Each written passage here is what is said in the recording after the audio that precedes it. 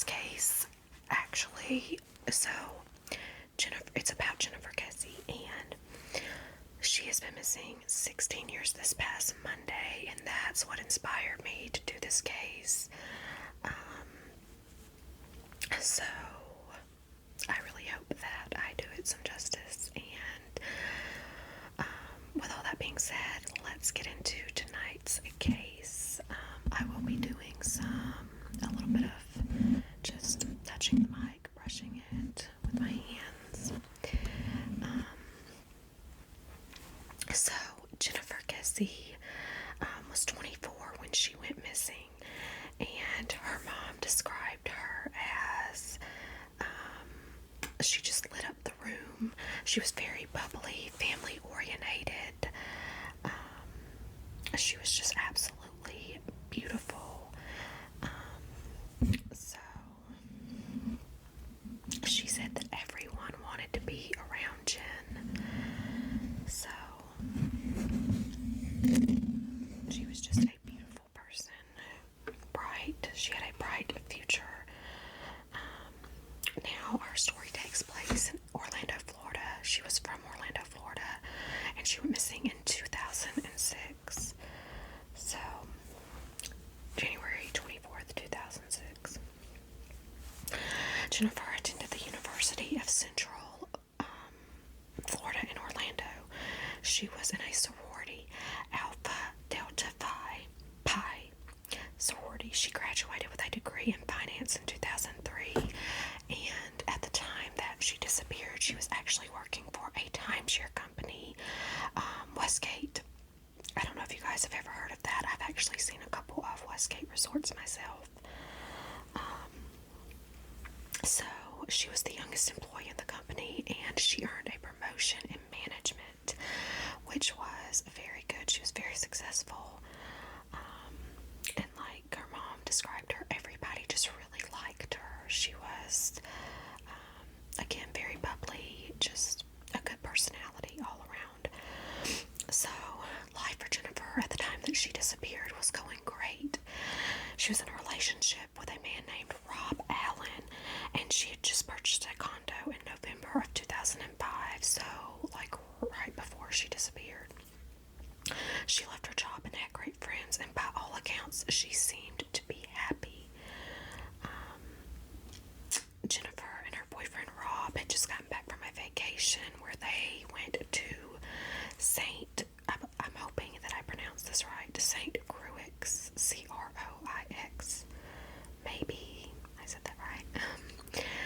So they went on vacation Sunday, January 22nd, and she decided to stay at his home in Fort Lauderdale. So her and Rob had kind of a long distance relationship, but they were, by all accounts, trying to make it work. So, and she seemed quite happy. So, while away on vacation, Jennifer agreed to let her brother, along with a few friends, Travis and Matt, stay at her condo as long as he promised to clean up. Monday morning, January 23rd, Jennifer drove straight to work from Rob. So from Fort Lauderdale, she just drove straight on to her job. She was last seen leaving work around 6 p.m. while driving the 12-mile stretch home. Jennifer called her father, something she did often as she was very close to her parents. They had a very close relationship.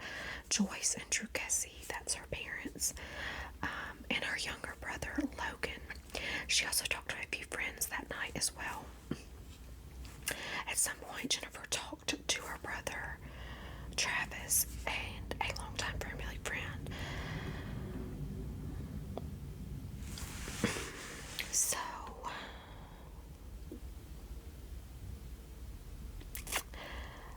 sorry guys, I got that wrong. Okay, so Jennifer talked to her brother, who let her know that Travis, a longtime friend, left his phone at Jennifer's condo over the weekend and asked if she could mail it back.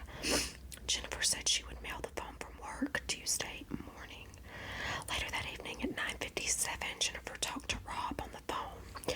She told him that she was in bed and they had a minor argument as both of them were struggling with the long distance relationship, but again, they were trying to make it work, you know, and long distance relationships are hard. So while on the phone, there was a knock on the door, and this is kind of strange because Jennifer didn't get up to go to the door. She looked out the peephole and said it was her upstairs neighbor, but did not answer the door. She said they said their goodbyes. That will be the last time anyone heard from Jennifer. Now, I find it kind of strange that Jennifer didn't open the door when it was her upstairs neighbor. I'm wondering why she didn't answer the door, because, I mean, if my neighbors come to the door, I would answer, but maybe it was just late and she wasn't wanting to answer the the door. So, I'm not sure. I find it a little bit strange, but okay, so the morning of January 24th, it would be a morning full of mystery. Usually Jennifer would call or text Rob on her way to work, but that didn't happen, and when he tried to call her between 8 and 9 a.m., her phone went straight to voicemail. Rob just kind of chalked it up to she was distracted and she had an important meeting at work that day. So he didn't think it was that big of a deal at the time. So around 11 a.m., when Jennifer had still not shown up, her employers called her parents, as it was very uncharacteristic of her not to call if she was going to be late or miss a day of work. Like, she hardly ever missed work. The Kesses called Jennifer's mobile phone and home phone, but only got her voicemail. They called Rob, who said he had not heard from her, and they immediately knew that something was wrong. This was completely out of character. Drew contacted the property manager at the complex to check on Jen, and the manager called back and stated Jen's car, a white 2004 Chevy Malibu, was not in its assigned parking spot. Concerned that maybe she had been involved in an accident, her father started calling hospitals in the area, and she was not in any. Her parents, Logan and his friend Travis, who left his cell phone there, all drove over to Jen's condo from Bradenton, about a 2-hour drive, with Joyce and Drew in one car and Logan and Travis in another. The condo complex Jen lived in at Mosaic was previously an apartment complex, but was going through renovations, and constructions was still underway for most of the condos, so only a few people lived in the complex. Many of the construction workers were in the U.S. illegally and staying at the unfinished condos. Jennifer had previously expressed concern to her family and friends about the construction workers on the property. She had mentioned to her mom, I believe, and her dad, that these workers would like whistle at her and like just stare at her, and she just felt very uncomfortable. And they would come in her apartment or her condo to like work because they were doing renovations, and she would like stand in the doorway on the phone with her parents the whole time because she felt so uncomfortable. So that was just really weird and strange, I thought.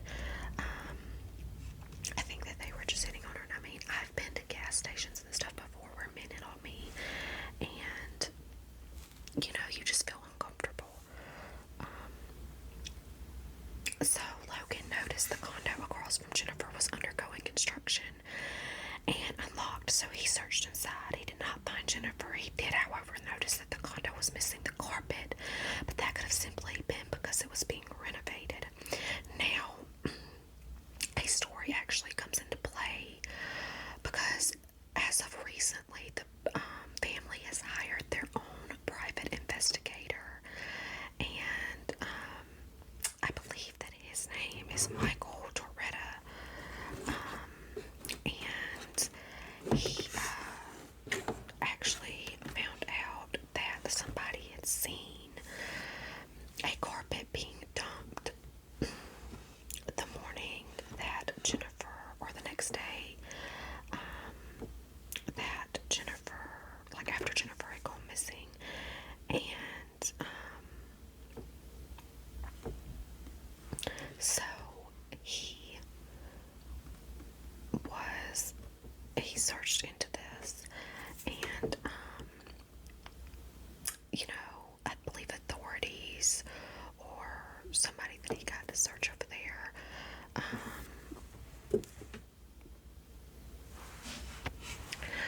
They searched and nothing was ever found. The carpet, not Jennifer.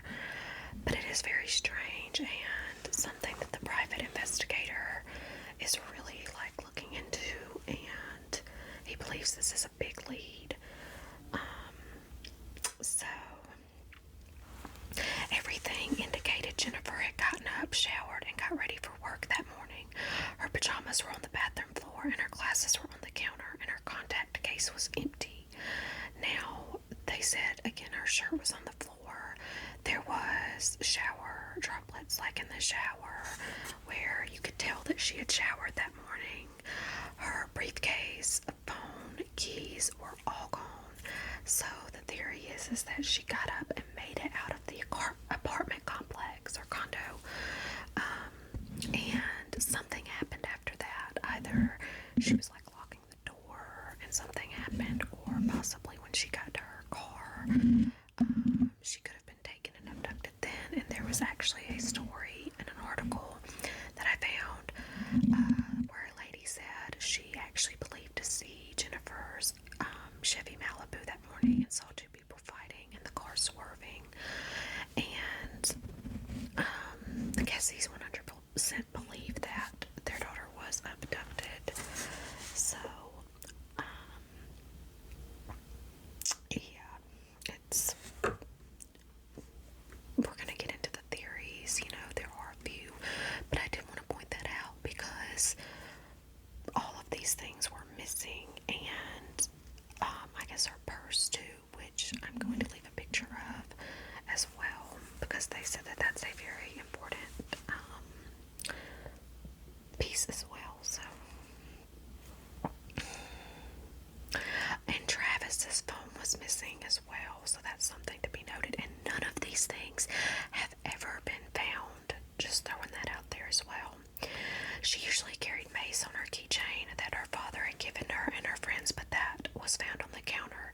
She most likely took it before her trip to St. Croix. Again, I hope I said that right. Since you cannot carry it on a plane.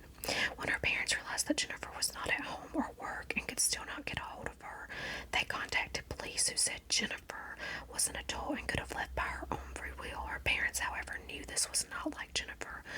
Again, guys, just like with the last case that I covered, I always hate it when police do that. They waste so much time where somebody could have been found just saying, oh, maybe they ran away, or oh, they could leave on their own. No, you need to check it out, because somebody could be found. If you could just, get on it and get to checking and doing things.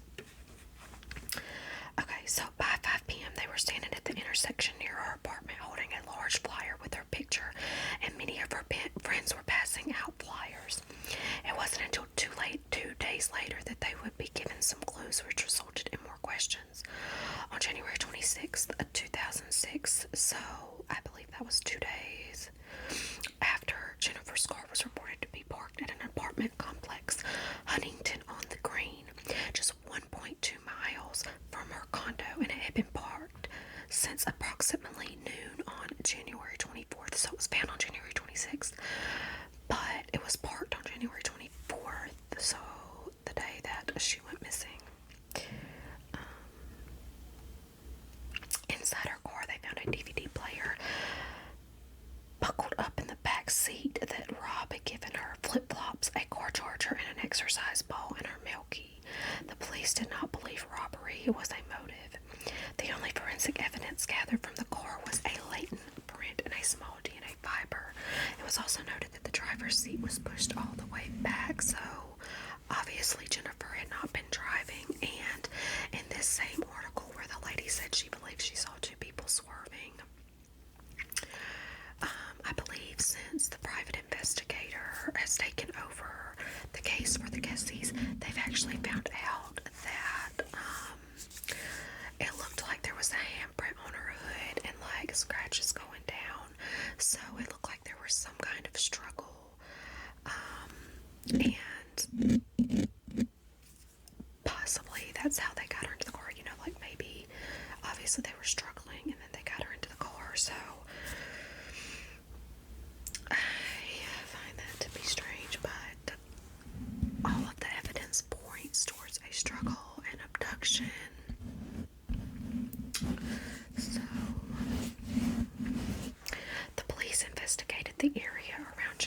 car and brought in a bloodhound named Bo. Bo tracked the scent in the driver's seat directly to the rear stairwell of Jennifer's apartment near a pond before losing the trace. The area was searched by dogs and people on horseback, but nothing was ever found. Okay, so everyone was hopeful when it was discovered that there was a surveillance video at the Huntington on the Green where Jennifer's car was parked, and it was said that whoever parked her car waited about 30 seconds or 32 seconds and got out of the car and was walking by because of the fence and the post. The security camera would take a picture like every 3 seconds, and every time it took a picture, the fence post was covering the person's face, but they did get kind of a profile. It looked like the man was wearing work clothes, and like, I mean, some people say that it looks like a woman. I personally believe it looks like a man. And there was a guy, had come to find out, that worked at the apartment complexes. The police did not find this out for like a long time, but his name was Gino. And when the investigator that was assigned to Jennifer's case found out about Gino, he tracked him to a state prison, and Gino was actually in prison for statutory rape. Now, I have compared a picture of Gino to the picture of this person in the surveillance video, and the profiles look a lot similar, I will say that.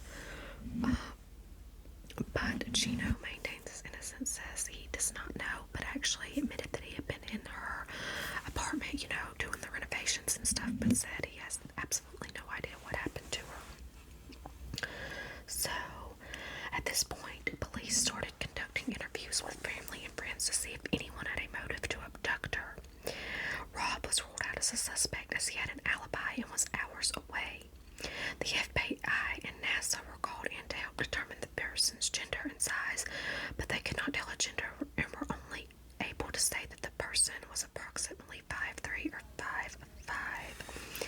It should be noted that the police have never processed Jennifer's condo, as they said that the family had contaminated it by staying there while they were looking for Jennifer.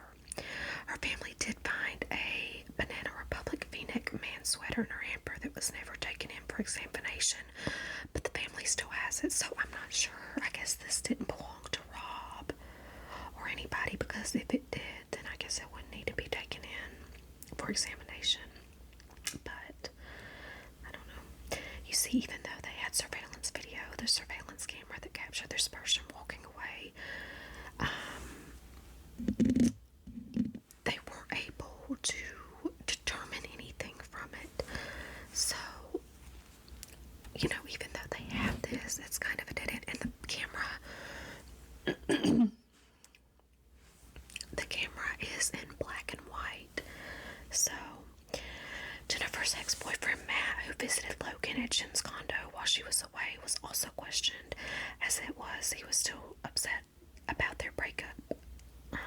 He was ruled out, however, and the family believe he had nothing to do with Jennifer's disappearance and still maintain a relationship with them. Police had a hard time questioning the construction workers due to most of them being undocumented and hard to trace. However, I do want to note, he did find Gino, he did question him. So, it has been said that the day after Jennifer's disappearance, most of the construction workers had left the site. I find that a little strange, and that the carpet was missing. So, I don't know. The landscape company was questioned, and they said they did not recall seeing Jennifer's car in her parking spot on Tuesday morning when they arrived sometime between 7:30 and 8 a.m. It's been reported that Jennifer usually left for work between 7:30 and 7:45. There was a security guard at the gate entrance to the complex, but due to all of the construction, most of the vehicles coming and going were either not written down or written down with wrong license plates. A lot of the time, the gate was also left open for construction workers. Since they had no other leads, police started questioning her co-workers. They also took her computer in for forensic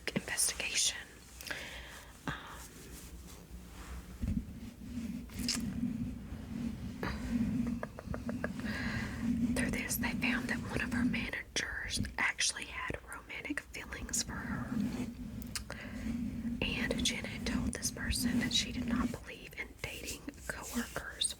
Her father mentioned a phone call he and Jennifer had one time where she asked him how to nicely tell a coworker that she was not interested. His advice was to take them out to lunch and just explain that she doesn't date coworkers, and she was already in a committed relationship. The coworker, Johnny Campos, was also late to work the day of Jennifer's disappearance. It was rumored that it was because of a speeding ticket, but records show he received the ticket a week before Jennifer went missing. Nothing more ever came from that either. Orlando police ordered a ping study for the 23rd and 24th of January to see where her phone had been. It was noted that one of the cell towers near her complex was down, so her phone had to ping at a further tower, and she did not get good reception at our complex. In the podcast episode of Unconcluded, Drew said that the police told him they believed Jennifer was driving away from her condo Monday night after her conversation with Rob near a shady neighborhood. The area has never been released to the public, but the Kesses vehemently disagree that Jennifer would be in that area or that she would leave her condo that late on a work night. Orlando's PD's response was that you don't know your daughter as well as you think you do.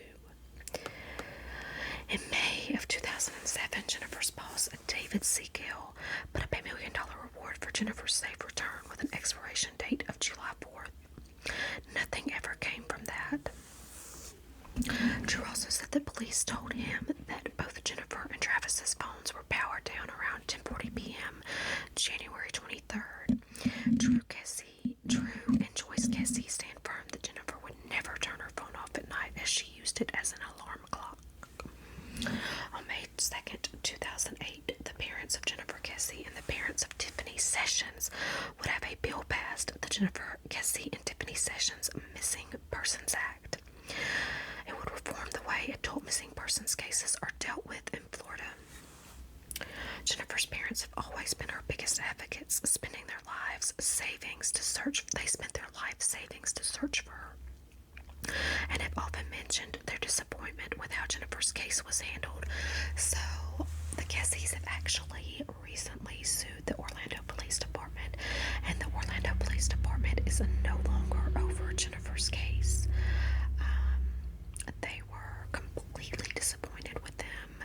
They did not help in the way that they had promised. It was just an absolute mess.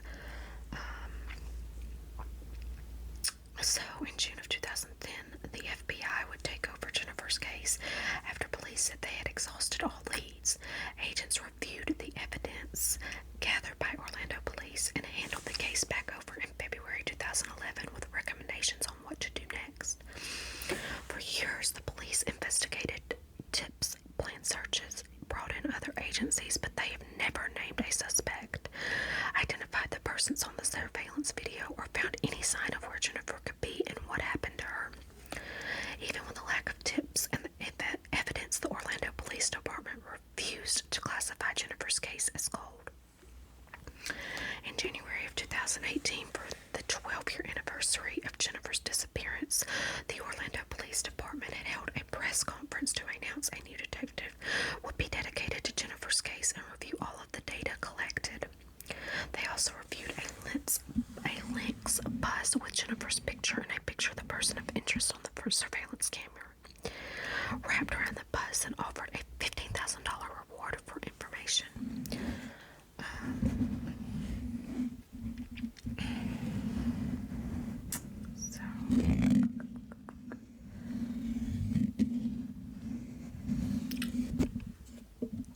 I find it awful that the Kesses were so disappointed in the Orlando Police Department and they did not do their job correctly. It should have been done more thoroughly, and the way they handled things was absolutely disappointing, and I feel so bad for the Kesses. So the department responded on November 3rd, 2017 by sending one page of Jennifer's missing persons affidavit and denied the rest, claiming it was still an active investigation. department would go through and eradicate all the files to hand over the kesses, but it would cost them around $18,000. $18,600. It is sad that they had to pay that much because the department did not do their job. Like, I didn't even think you had to pay for that. Like, I thought you could get your family members' missing documents, but I don't know. Thankfully, I don't, but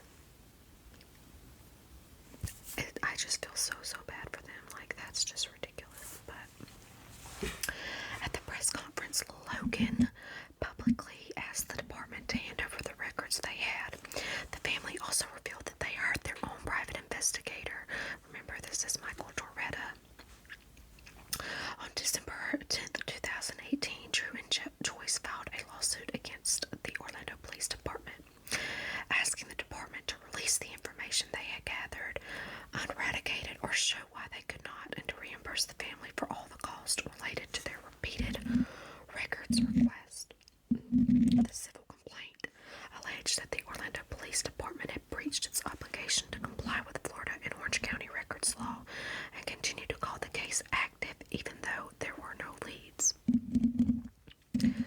March 21st, 2019, the family settled the lawsuit in exchange to get the entire uneradicated records. It would come at a cost, though, $18,648.24 to be exact. The family has received more than 14,000 pages of electronic files and dozens of hours of video from Orlando Police Department. So keep in mind, guys, this has taken a long time to go through for them. You know, they're working through it. They're investigators working through it, but that takes a while. And this is years of stuff, and years have gone by, unfortunately, and that takes away so much time from Jennifer's case that should not have been. To date, the police have not released any names of suspects or persons of interest. None of Jennifer's belongings have ever been found. Since her disappearance, her bank records show no usage, and her nor Travis's phones have pinged since the night of January 23rd, 2006. The one thing that is clear in this case is belief that Jennifer was abducted. There's been a lot of speculation over the years about who, when, and where it happened in her abduction, but nothing has ever been confirmed. Now,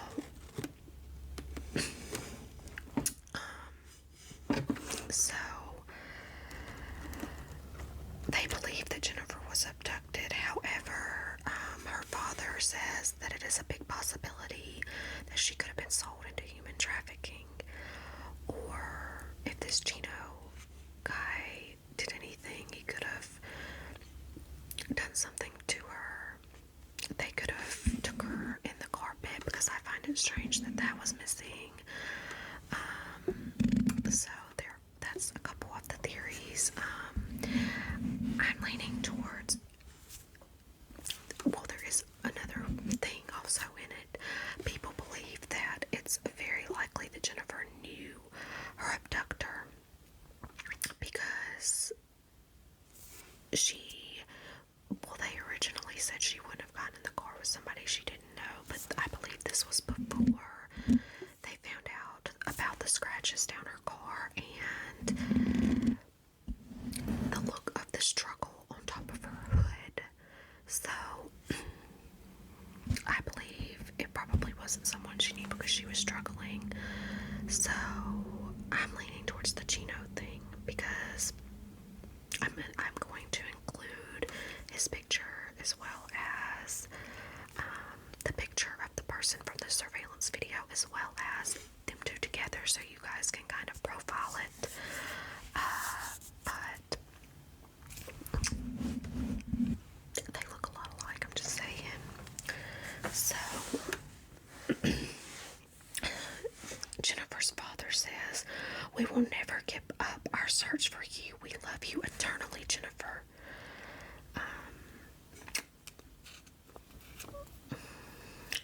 The Kesses have said, "We firmly believe that the Orlando Police Department's negligence and lack of competency cost Jennifer the chance to be found. They have said, quote, "We don't care when, we don't care how, we don't care who.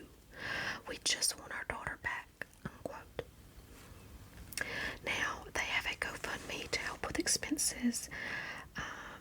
Again, they've spent their life savings trying to find Jennifer, and this GoFundMe page is actually linked on the Facebook page called Find Jennifer Keesse, which I'm going to link in the description, and you guys can go visit it. I highly recommend reading the GoFundMe. It explains a lot in there about how the Kesses feel and about how they feel about the police department. I'm sure they would greatly appreciate anybody who can donate. So, I am just so in shock about how the police handled the case, I have to say. It's just sad. Yeah. Like I said, she was 24 when she went missing, so it's just sad. She had her whole life ahead of her. But she has sandy blonde hair and green eyes, skin tags on the outside of her left hand, a birthmark on the middle finger of her left hand, a non-raised strawberry birthmark on her ribs, a cleft in her left chin, not her left chin, I'm sorry, cleft in her chin, a shamrock tattoo on her left hip. Possibly she was wearing a stone diamond necklace. So, if you have any information, please remember that no detail is too small.